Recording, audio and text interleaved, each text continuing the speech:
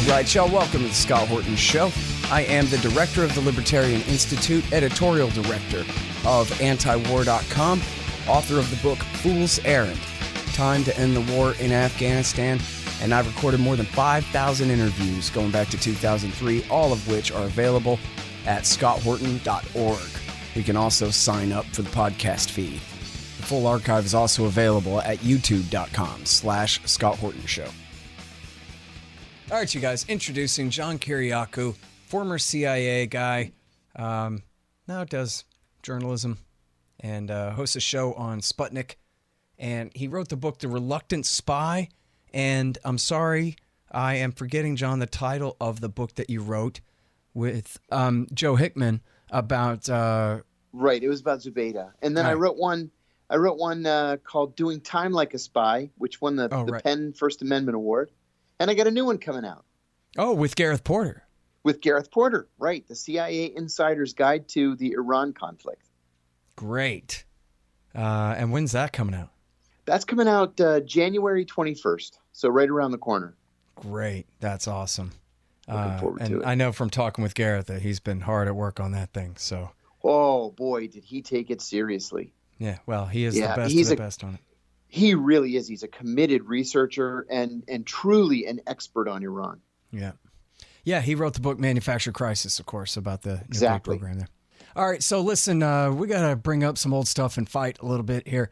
The first time anybody ever saw you on the TV, you were saying, the torture, they just tortured 3 guys in just a little bit, and what's the big deal? Isn't that right? Yeah, that's what I said, yeah. So the truth of the matter was that the contractors who were carrying out the torture program, Mitchell and Jessen, were lying in official channels. They were sending back these lies from the field in order to justify this bogus program. And so we didn't even know that they had lied until the CIA Inspector General's report was released in 2009. So all those years, they had fooled so many of us. Yeah, but we knew long before that there were CIA ghost prisons at Diego Garcia and on ships at sea and in Morocco and in Poland. And, of course, that people were being tortured. I mean, the Abu Ghraib scandal broke in 2004, and all that was traced immediately back to Copper Green Special Access Program in the military and to the CIA Black Site torture program that had been authorized at the highest levels of the White House. No, I've got to disagree with you. We knew that there was a military torture program, certainly. There was never a CIA program at Diego Garcia. There's no CIA presence at Diego Garcia. That was entirely military. Well, it had at least been reported that there were... I'm almost certain that the ghost prison black site story that was originally reported in The Guardian in like 2004 included... secret CIA prisons on ships at sea, as well as, I don't think they had named Morocco and Romania and Poland yet, but... No, they had, those sites hadn't yet existed. They came later. And Thailand was one. There was no CIA program on ships at sea. That was a conclusion that the media had drawn. That was, it's like they were on the right trail, but they were just getting the details wrong. But the point was we still knew that there were CIA black sites and that wasn't it the case even in the Mora report and all of that from Abu Ghraib that all this started with the CIA and it bled over to the military? Yes, that was true. It started, the CIA, of course, had that one black site in the very beginning. And there were military personnel who were aware of the program, and it did bleed into the military. And it was only because of a military whistleblower who happened to be the general counsel for the Department of the Navy who finally blew the whistle on the military's torture program. Mm-hmm. That was the Alberta Moro thing. Yeah. Now, when the black site, are you talking about the salt pit dungeon in Kabul, north of Kabul, or are you talking about in Thailand? You know what? I'm not allowed to. The CIA has never declassified the location of any of these places, even though they've been reported on extensively in the media. And so I can't say the word. You say it. Go ahead. I love that you say it. The salt pit. I'm not saying it. And these locations. Salt Pit started off early. Salt Pit started off before the other secret prisons.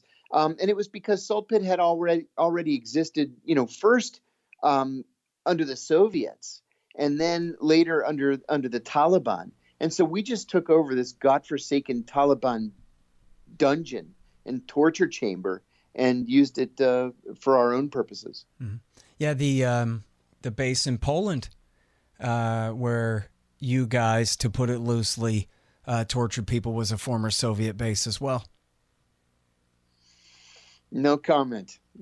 All right. Now, so look, you write about in the book how you were involved in the capture of Khalid Sheikh Mohammed and Ramzi bin al-Shibh and Abu Zubaydah, right? Those three in Pakistan? No, just Abu Zubaydah. Oh, just Zubaydah, not the other guys. Yeah.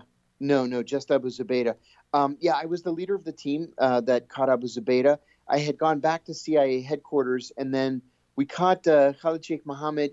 To the best of my recollection, it was in August of 2002. And then Ramzi bin al-Shibh right about the same time. I think he was in Karachi.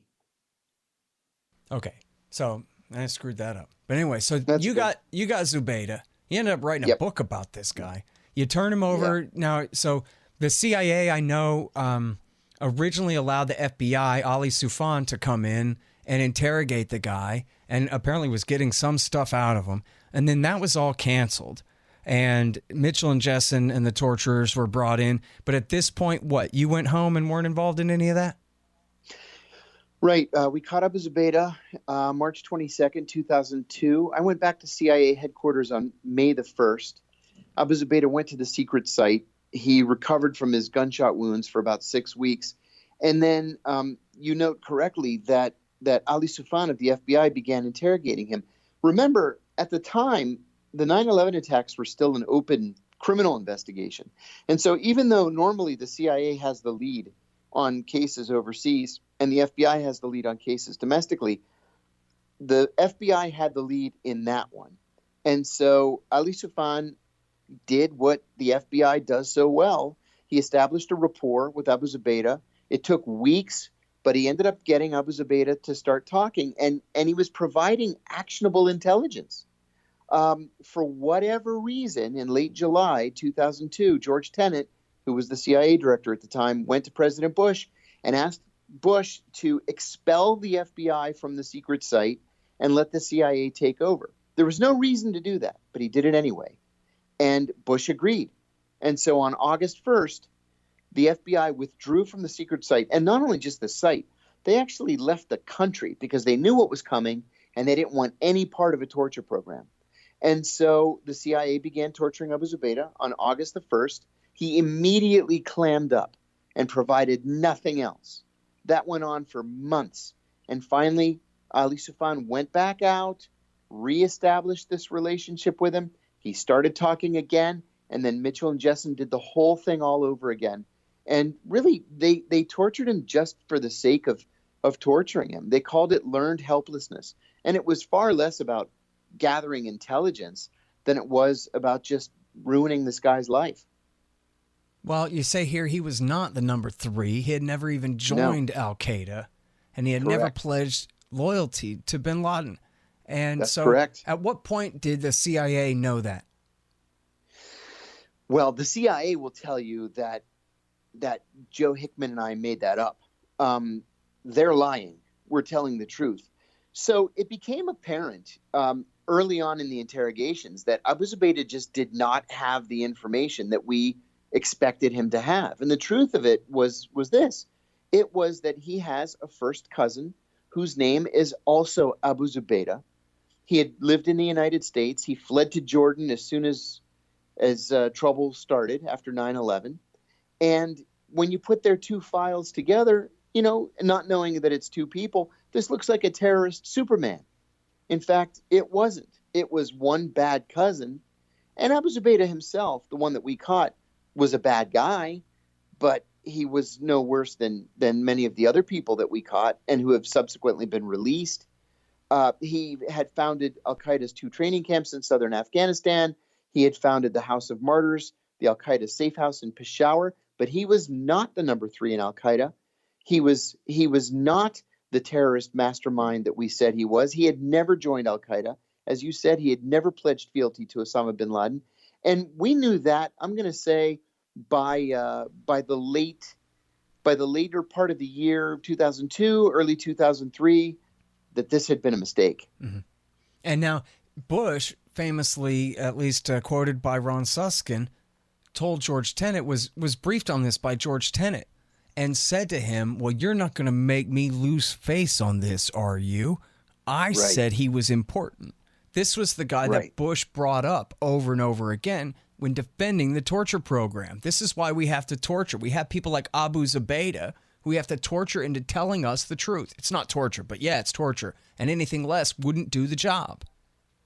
And it was all a lie. And, one of the important things, Scott, that we learned in the Senate torture report, not even in the body of it, but in the footnotes, which to me is where the real story is told, was that George Tenet had gone repeatedly to the White House to brief President Bush on the program, and repeatedly had been rebuffed by Dick Cheney.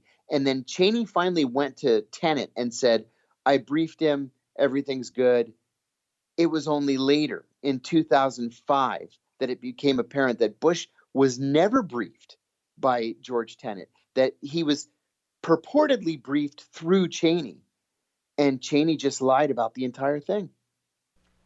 You're saying even including that so-called conversation that Susskind reported, that never happened? That never happened. At least according to the torture report, it never happened. Oh. It's crazy. This is not how to run a government. This is not how you run an international terrorist catching program. You can't have a president who's so aloof and so cut off.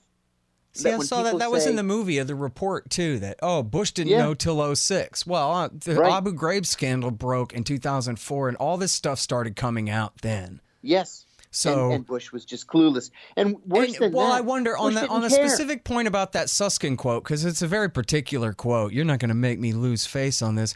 Is it possible you think that there was some kind of debriefing, at least on the issue of Abu Zubaydah, where Tenet said to Bush, hey, you really should stop bringing up this Zubaydah guy because it turns out he's not that big of a deal. And that Bush... Does the report say that didn't happen? No. It doesn't refer specifically to that conversation. What it's talking about is the overall program. I remember when the program was first approved, and George Tenet said in a meeting repeatedly, he would just open his mouth and say, I can't believe the president approved that program. Like they asked for the moon and the stars, thinking, well, somebody at the White House is going to take this out, they'll take that out, and they'll strike this out and that out. And they didn't. They just approved the whole program. And at the agency, they couldn't believe it had all been approved. And so as it turned out, Bush hadn't approved it. Cheney had approved it and said that it had come from Bush. And that's what we learned in the Senate torture report. Hey guys, Scott Horton here for Mike Swanson's great book, The War State. It's about the rise of the military-industrial complex and the power elite after World War II, during the administrations of Harry Truman, Dwight Eisenhower, and Jack Kennedy. It's a very enlightening take on this definitive era on America's road to world empire. The War State by Mike Swanson. Find it in the right-hand margin at scotthorton.org. Hey y'all, Mike Swanson is a successful Wall Street trader with an Austrian school understanding of the markets, and therefore he has great advice to share with you. Check out Mike's work and sign up for his list at wallstreetwindow.com. And that's what you'll get, a window into all of Mike's trades. He'll explain what he's buying and selling and expecting and why. I know you'll learn and earn a lot. wallstreetwindow.com. That's wallstreetwindow.com. All right, now, so on the subject of Zubaydah's torture, what'd they do to him? Oh, wow. What didn't they do to him? Talk about learned helplessness. In addition to the torture techniques that we know about, those 10 techniques, waterboarding, walling, the cold cell, the attention grab, the attention slap, all these different kinds of techniques. There were other things that they did. They learned, for example, that he had this irrational fear of insects. And so they put him in this coffin with a diaper. They left him in there for weeks, but they would open it up periodically to change his diaper, and then they would throw in cockroaches, right? A box of cockroaches, just to make him crazy. They Well, and by waterboarded the him. way, say for example, you don't have a phobia of insects in any particular way, but the CIA locks you in a coffin with a box of cockroaches. Yeah. It's just Imagine. about as bad as having a phobia like that already. Can Oh you yeah, imagine? you'll come out with a phobia without a doubt. It's sick. That's all there is to it. It's just sick. They would keep him in this dog cage. It was a large dog cage, like for a German Shepherd. But you're all cubed up in that kind of thing, and they would leave him in there for weeks, and he would soil himself, and he couldn't stretch, he couldn't lay, he couldn't stand. They would chain him to an eye bolt in the ceiling for the same reason, just so he couldn't stand, or I'm sorry, he couldn't sit or lay down or get comfortable.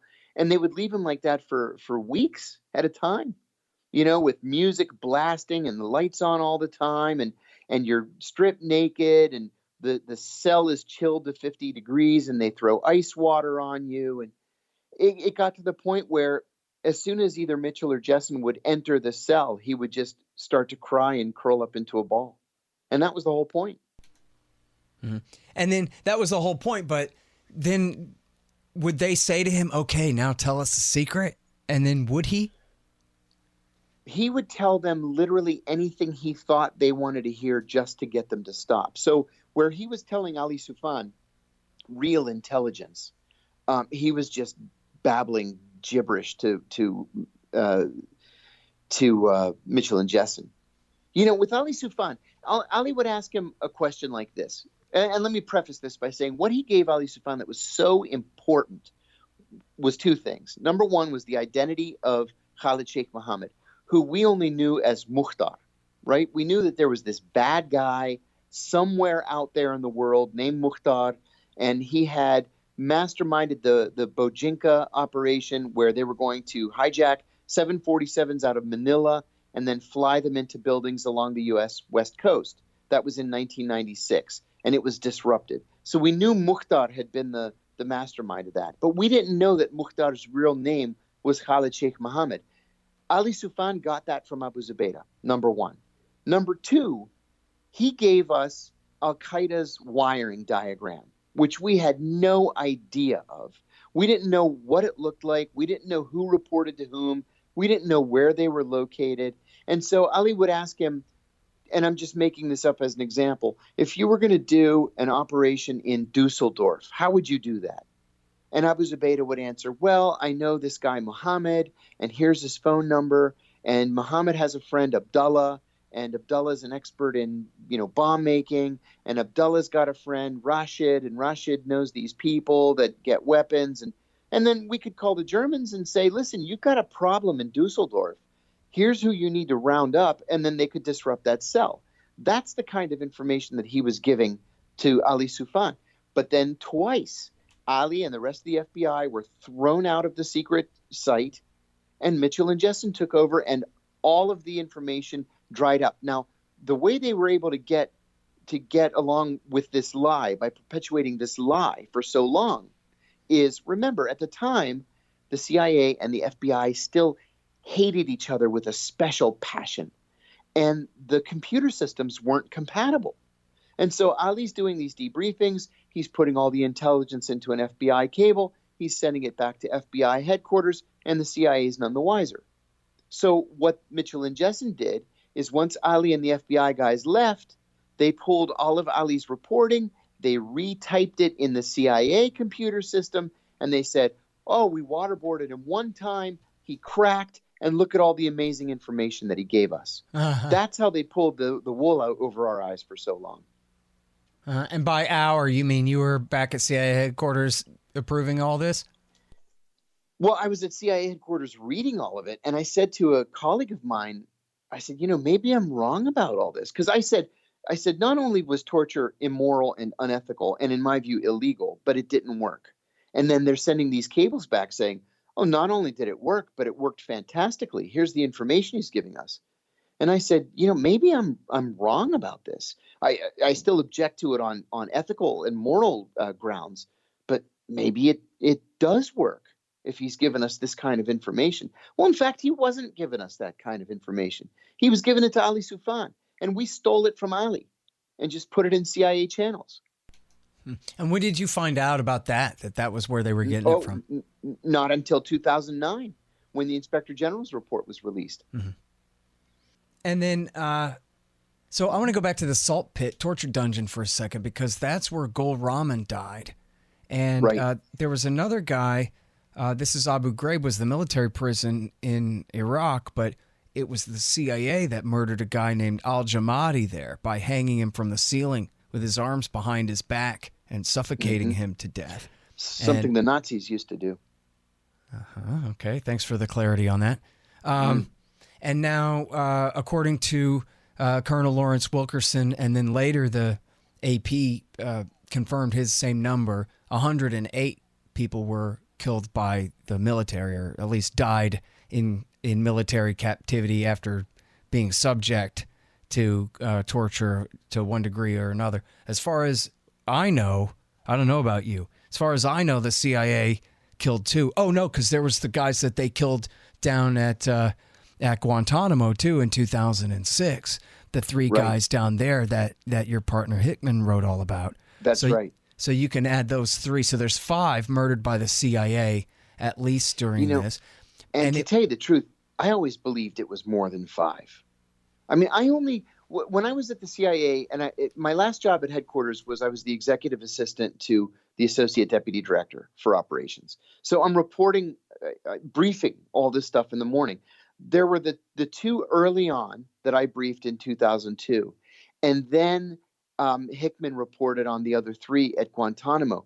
But, there were people sort of just dying in the process all along. And I always wondered if we were killing other prisoners off the books and just simply not reporting it.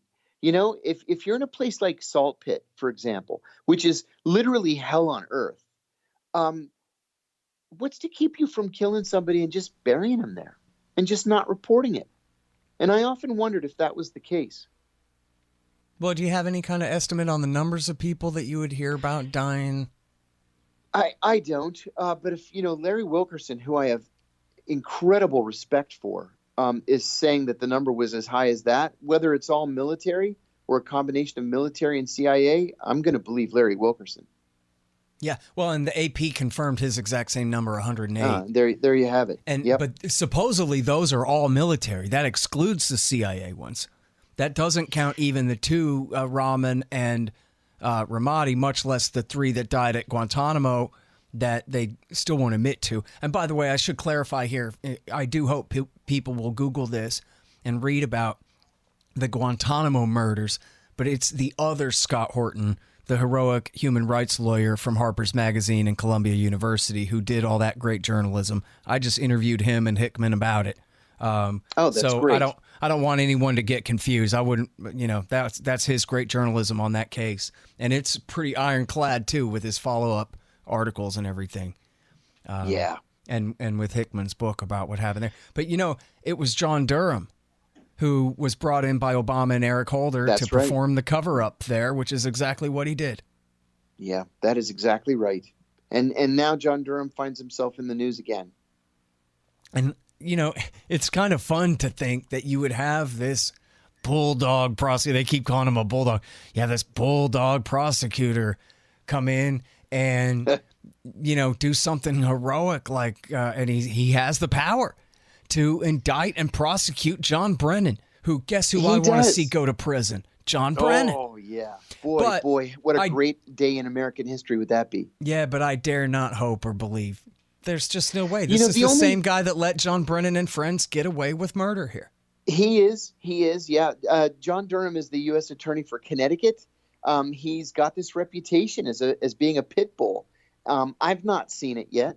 I hope that he is a pit bull on this issue. I will say that I have hung my hat on this one hook of hope, and that is that 3 or 4 weeks ago, John Durham said that his investigation was not an inquiry, it was an investigation, and that it had become criminal in nature. Mm-hmm. So the New York Times yesterday reported that Durham is specifically investigating John Brennan, that he has asked the CIA to turn over Brennan's emails, Brennan's call logs, and copies of contemporaneous notes that Brennan took during meetings with other senior officials, including former FBI Director Comey.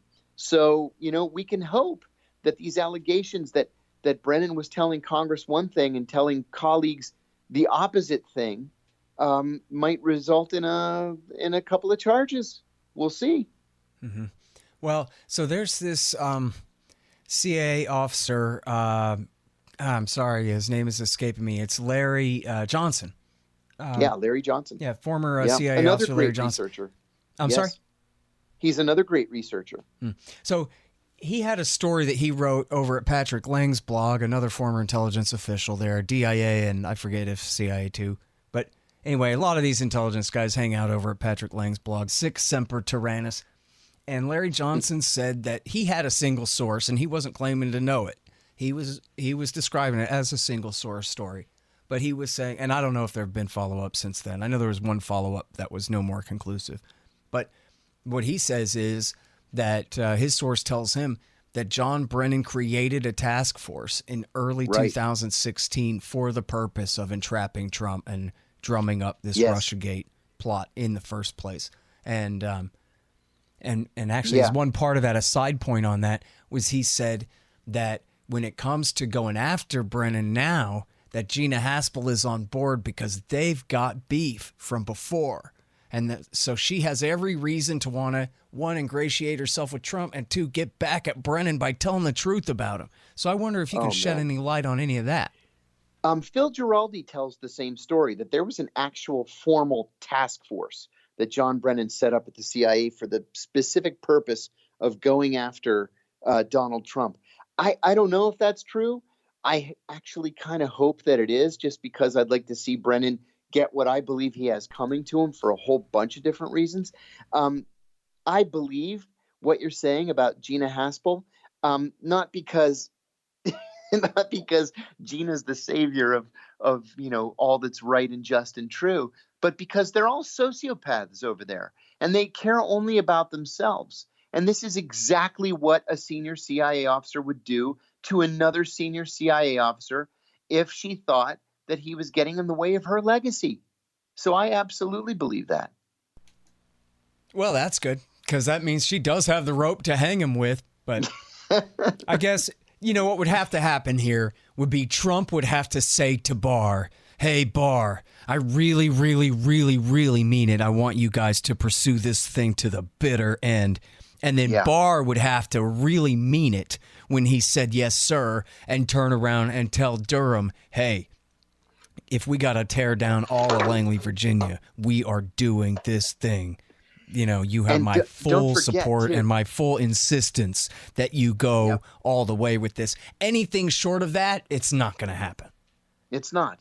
And don't forget, too, that John Durham now is accomplished enough and famous enough and has enough support on Capitol Hill that he's got to see himself as a future attorney general.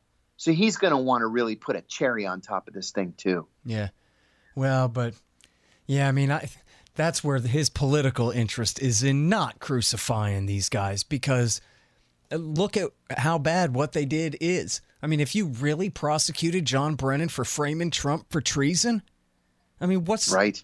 You'd have to put him in prison for life. You'd have to banish him and his family from the country forever. You'd have to turn D.C. upside down. You would, unless they decide to charge him with process crimes that are going to result in whatever, like the George Papadopoulos sentence of 14 days or 65 days in jail, like Rick Gates got the other day. But with that comes a felony conviction. The loss of a firearm, the loss of a federal pension, the loss of the right to vote, the little final paragraph on your Wikipedia bio that you finished your career by going to prison for 2 weeks or 2 months or 2 years or whatever it was.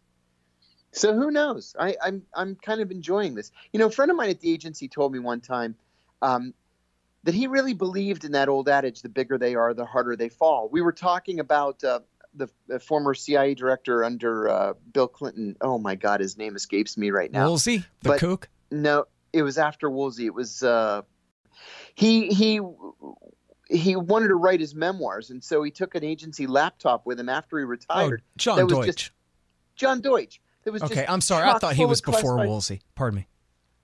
No, remember Woolsey was the first one, and he lasted okay. about a year and a half, and then he resigned or was forced out and endorsed Bob Dole for president. Yeah. And the anecdote there was that Bill Clinton met him once and said, "I don't want that guy anywhere near me ever again." Yeah. Which Bill is Clinton totally had understandable. zero I hate to interest. sympathize with old Bill, but when it comes to Jim Woolsey, I'm with him. Oh yeah. I agree. Anyway, I sorry. agree. So John Deutsch, you were saying. Yeah, so John Deutsch, he ended up taking a plea. They bumped it down to a misdemeanor just so he could save face, but it ruined his reputation, and nobody ever heard of the guy again. He retired quietly to Massachusetts, and that was the end of it. Right. Well, I don't know. I hadn't noticed this. I'm not much of a film buff, but someone was pointing out to me. Spoiler alert for anybody who hasn't seen the report yet. I'm about to ruin one part of it, which is that John Brennan is played by the guy that played the psychopathic murderer in The Silence of the Lambs. She puts the lotion on her skin or she gets the hose again or whatever. They got that guy to play John Brennan, which was just perfect. And they really do a great job of showing his temerity to spy on the Senate and falsely accuse those staffers of breaking into CIA computers to have them prosecuted and all that. Oh, yeah. I mean, yeah. that's... I'm proud to say that I was the script consultant on that film. The writer-director. Yeah, Scott Burns, he's an old friend of mine. And he came to me in 2015 and said that he was going to write a spec script for HBO. He had a first look deal at HBO, and he was kind of looking for something to do. He's written huge blockbusters. He wrote the Bourne Ultimatum, for example, The Informant. He had some big blockbuster movies under his belt. But he was looking for something more serious, and he wanted to both write it and direct it. So he came up with the script, and HBO just wasn't interested in it. And so he held on to that script for years, 2, 3, 4 years.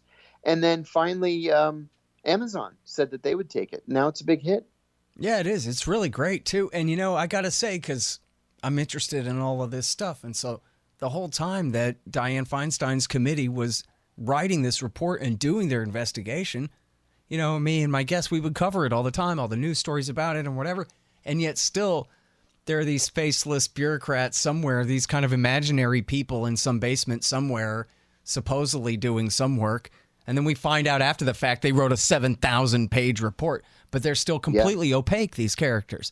And and so this movie, I really appreciate the way it was all brought to life. And it's kind of weird that weird guy from the new weird Star Wars movies is in it. But Adam Driver. I guess he's a big star these days, so that's good if it's what they driving say. people to the movie. There you go. And showing that part of the story. Terrible pun there. But yeah, no, I hated episodes 7 and 8, and I'm probably going to hate 9 when I see it in an hour or so. But I got to respect that guy now because he did do a good job of bringing that character to life, I think. And I really enjoyed watching that film. I'm really glad it was made, and I guess I'm really glad that you helped consult on it and make sure that it was tight. Thank you. He did a good job. He really did. He took the whole thing very, very seriously, and he wanted to be completely true to the record, and he was. Yeah.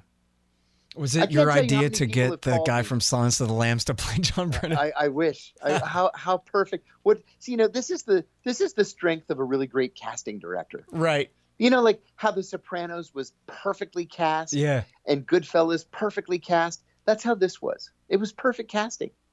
Yeah. Well, it's a real that's skill. Good. I did hear, I tried to get a hold of the guy. I haven't been able to.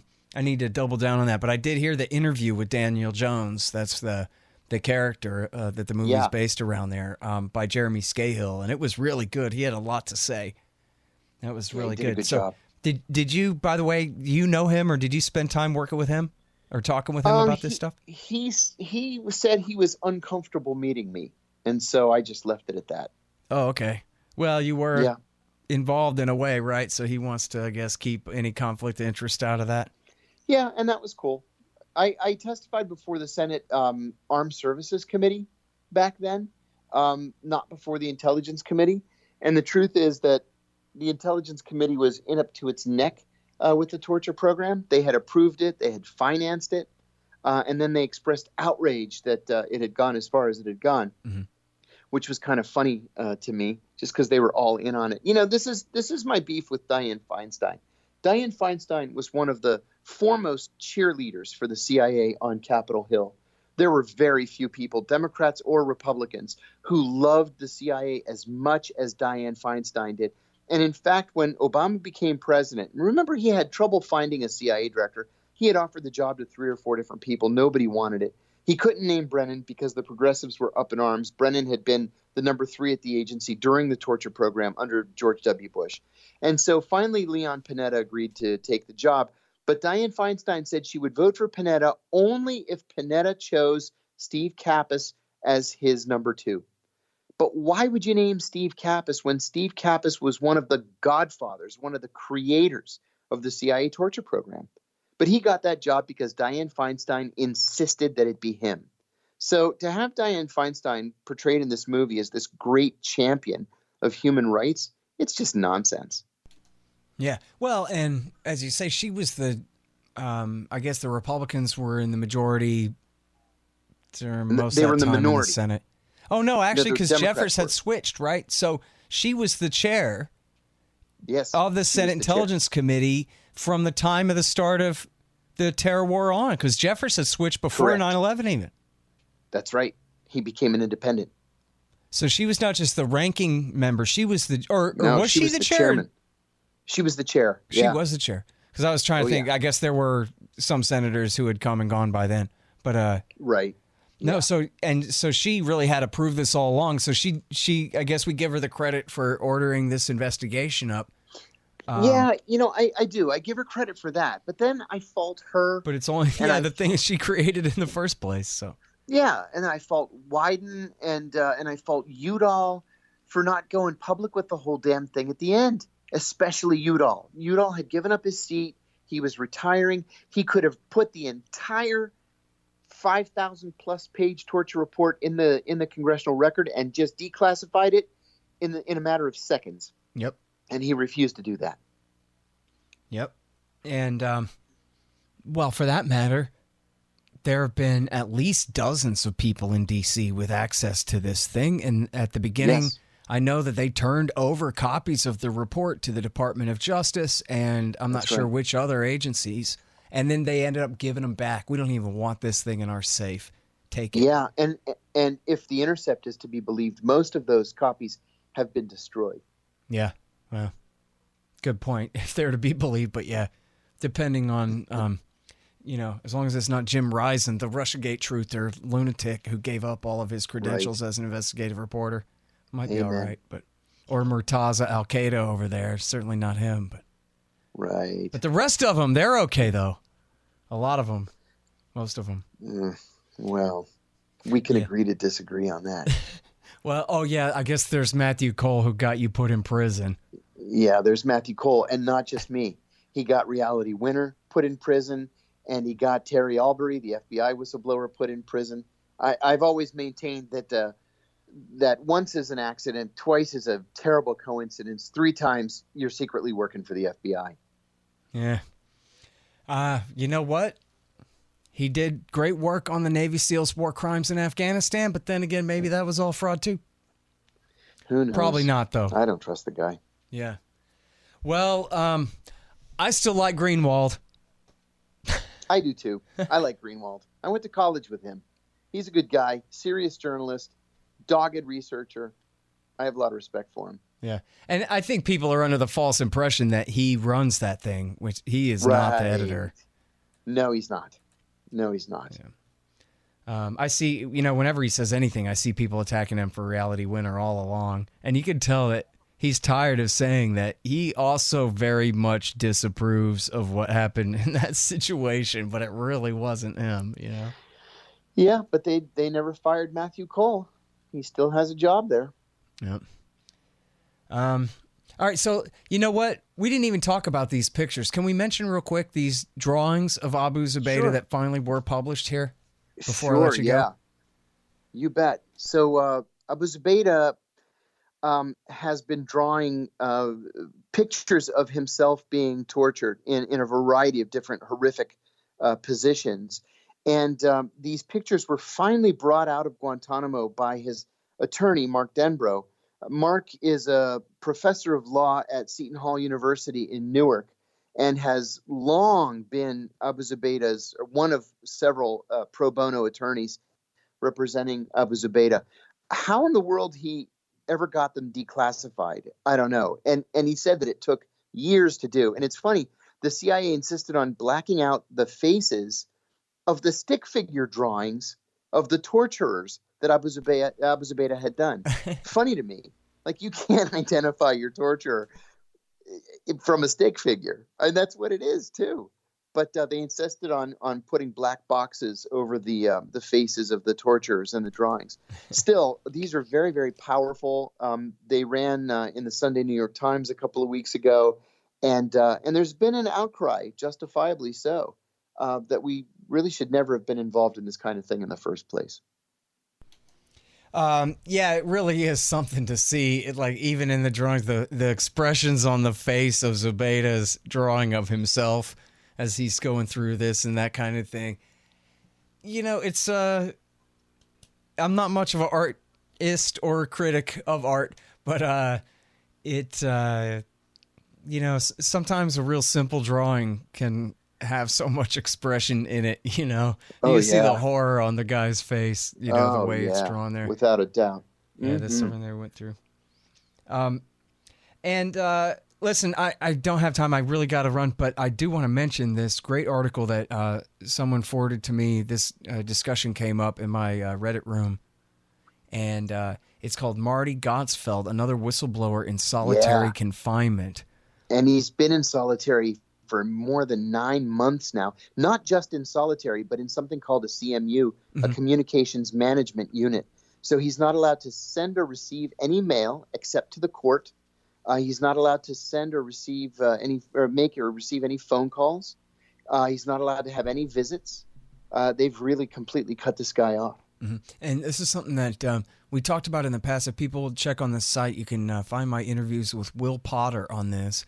And this is something that they use, you know, in the name of people like Ramzi Youssef or the Sheikh Rahman, these kind of people. They go ahead and use this against left-wing political activists oftentimes is what we see here. Yeah, and it's funny. Marty considers himself to be a conservative journalist, and he truly is a whistleblower. I mean, this is like the definition of whistleblowing, what he did.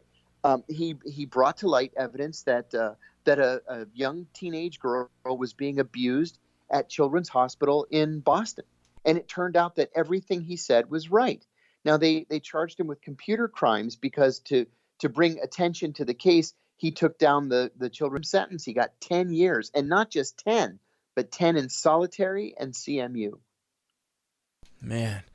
All right, well, listen, I hope people look at that. It's at Mint Press News. Marty Gottsfeld, Another Whistleblower in Solitary Confinement. That's from last March. And then the subject of our interview today, mostly here, is consortiumnews.com. Those torture drawings in the NYT. Thank you again, John. Thank you, Scott. Good to talk to you.